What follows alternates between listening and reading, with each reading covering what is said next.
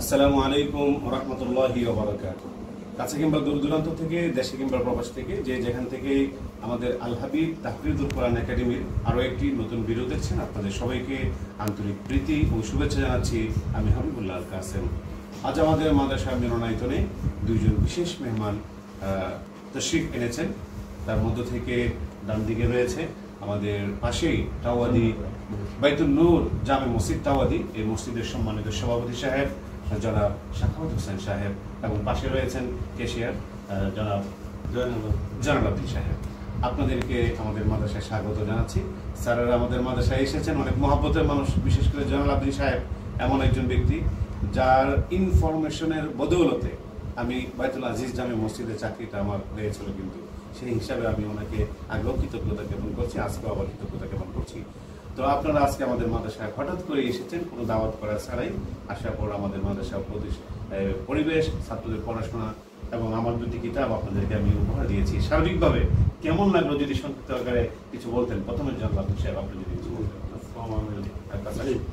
আপনার মাদ্রাসার আল হাবিব তাহফিজুল কোরআন একাডেমি, আল হাবিব তাহফিজুল কোরআন একাডেমি, আপনার মাদ্রাসাতে যে লেখাপড়ার যে মান আমার কাছে খুবই ভালো লাগলো, এবং তাদের চলাফেরা বা পরিবেশ সব কিছু আমার কাছে ভালো লাগলো। তাই এবং আপনার মেয়ে ছাত্রী যে নিজের ইন্টারভিউতে বিরাট খুশি হলাম, কারণ একজন 17 পারা, একজন 13 পারা মুখস্থ করছে, এবং ইংলিশ এবং অঙ্ক বাংলা সব সাইডে তাদের ভালো দক্ষতা দেখলাম। এইগুলি দেখে আমার খুব ভালো লাগছে, এবং আপনার একাডেমির উন্নতি কামনা করছেন যাতে আরো ভালো করতে পারে, এই আশা ব্যক্ত করে আমার বক্তব্য শেষ করছি। জি, ধন্যবাদ জয়নাল আবদিন সাহেবকে। আপনি অনেক সুন্দর মতামত এবং দোয়া করলেন। এ পর্যায়ে বাইতুল নূর জামে মসজিদ টাওয়ারির সম্মানিত সভাপতি সাহেব, তিনি জনাব শাখাওয়াত হোসেন সাহেব, আপনার কাছে কেমন লাগলো যদি আপনি কিছু বলতেন? আসলে আজকে এখনকার আবির্ভাবটা আমার হঠাৎ করে হয়েছে। আমি কিছুক্ষণ পূর্ব জানতাম না যে আপনার মাদ্রাসা এইভাবে আসবো, যে আল্লাহ পাকের অশেষ স্বপ্ন। হয়তো আল্লাহ পাক আমাকে একটু উসিলায় এখানে প্রবেশ করিয়েছে। তা আমি প্রবেশ করার পর যা দেখতে পেলাম সচক্ষে অভাবনীয়, অতুলনীয়। আপনার এই মাদ্রাসার কারিকুলাম এবং বিদ্যা শিক্ষার যে পরিবেশ, ছাত্রছাত্রীদের মধ্যে যে একটা ক্লাসের ভিন্নতা, ভিন্ন রূপ, পর্দা, এগুলি দেখে আমি অত্যন্ত মুগ্ধ হয়েছি। আমি ইতিমধ্যে ঢাকাতে বড় মাদ্রাসা পরিদর্শন করেছি, উত্তরাতে করেছি, মোহাম্মদপুর করেছি, বিভিন্ন জায়গায় আমি বিভিন্ন মাদ্রাসা পরিদর্শন করছি। আমাকে আল্লাহ সক্ষমতা দিয়েছে, কোনো কারণে আমি গিয়েছি। তা আমার মনে হয় যে আমাদের এই বেড়ানগর গ্রামের মধ্যে এত সুন্দর, এত মনোরম পরিবেশে একটা সুন্দর মাদ্রাসা আপনারা প্রতিষ্ঠিত করেছেন, এটা অনেকেই জানা নাই।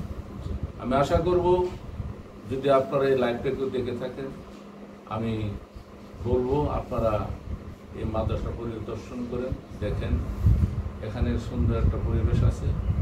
তা অল্প সময়ের মধ্যে আপনার সাথে আলাপ আলোচনা করে বুঝতে পারলাম এই মাদ্রাসা আপনার প্রাণ, আপনার জান, আপনার পরিবার। আপনি নিজের পরিবারের মতো এই ছাত্রছাত্রীদের লেখাপড়া পাঠদান দিয়ে আসতেছেন।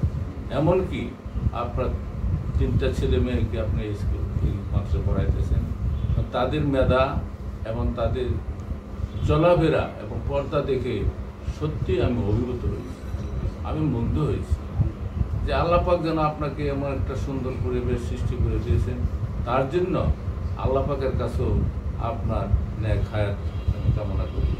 পাশাপাশি আশা করব যে আপনি এই মাদ্রাসাটাকে আরও উত্তরোত্তর উন্নতি করার জন্য আপনার সার্বিক সহযোগিতা এবং সার্বিক চেষ্টা চালিয়ে যাবেন।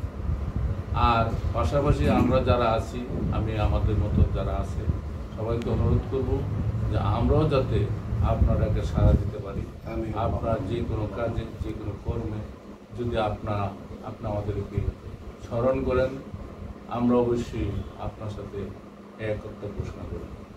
ইসলামের প্রসার এবং সম্প্রসারণের জন্য আপনারা যে কাজগুলি আপনার নিঃস্বার্থভাবে করে যাচ্ছেন, এটা বিরল। কারণ এখানে কোনো বড় অঙ্কের টাকা পয়সার লেনদেন নেই, কোনো লাভ লস্কর নেই। যে এখানে একটি লাভই আছে, শুধু আল্লাহকে খুশি করা। আল্লাহকে খুশি করার জন্য আপনারা যে কাজগুলি করে যাচ্ছেন, এটা আমরা অনেকে বুঝতে পারি না, অনেকে জানতে পারি না। আমাদের মধ্যে অনেক ভ্রান্ত নীতি আছে, অনেক আমাদের ভুল আছে যে ইসলামের ভিতরে কত রকম কত ভেদাভেদ আছে। আসলে প্রকৃত পক্ষে ইসলামের মধ্যে কোনো ভেদাভেদ নেই।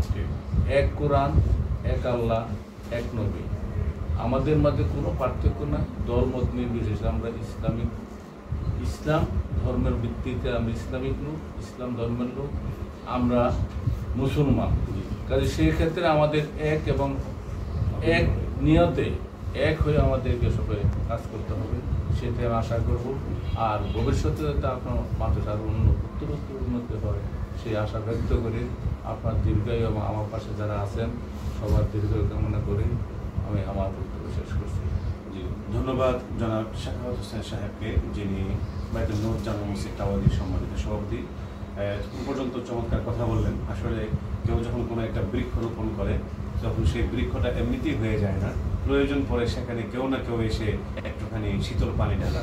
তো আজকে আপনাদের এই চমৎকার কথাগুলো আমার জীবনে হয়তোবা সেই বৃক্ষের মধ্যে শীতল পানি ঢেলে দেওয়ার মতোই কাজ করলো। আপনাদের সুন্দর পরামর্শ আমার আগামীর পথ চলাকে আরও সুগম করবে ইনশাল্লাহ। আমাদের আগামী মাহফিল 14 তারিখ, সেই মাহফিলে আপনাদেরকে বিশেষভাবে দাওয়াত করা যাচ্ছে এবং যারা দেখছেন আপনাদেরকে দাওয়াত করা যাচ্ছে, আসবেন ইনশাল্লাহ।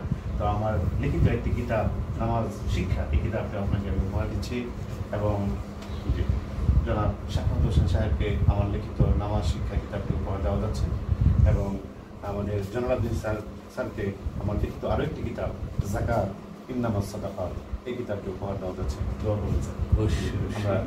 আমরা আসসালামু আলাইকুম ওয়া রাহমাতুল্লাহি ওয়া বারাকাতুহু।